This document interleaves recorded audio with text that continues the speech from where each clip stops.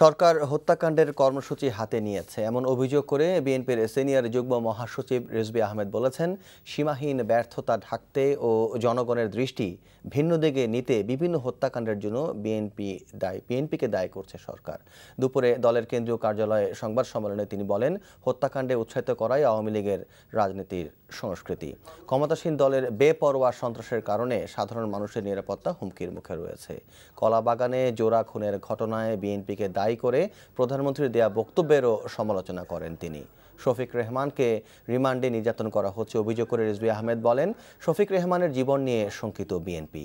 সজীব ওয়াজেদ জয় অপহরণ ও হত্যা চেষ্টার ভিত্তিহীন মামলায় শফিক রেহমান ও মাহমুদুর রহমানকে গ্রেপ্তার দেখানো হয়েছে বলে অভিযোগ করেন তিনি।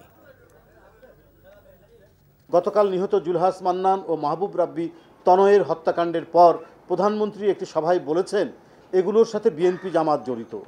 আইনি প্রক্রিয়া শুরু হওয়ার আগেই প্রধানমন্ত্রী চটজলদি কি করে বললেন যে হত্যাকাণ্ডের সাথে বিরোধী দল জড়িত? এর আগেও বিভিন্ন হত্যাকাণ্ড সংগঠিত হওয়ার পরপরই বিভিন্নভাবে চেষ্টা করা হয়েছে বিএনপির লোকদেরকে জড়িত করার। এর অর্থ দাঁড়ায় দেশে তাদের নিজেদের সীমাহীন ব্যর্থতা ঢাকতেই জনদৃষ্টিকে ভিন্ন খাতে প্রবাহিত করার জন্যই তারা এই ধরনের কর্মসূচি নিজেরাই করছেন। প্রাণ কেড়ে নেওয়ার মতো কর্মসূচি তারা বাস্তবায়ন করছেন।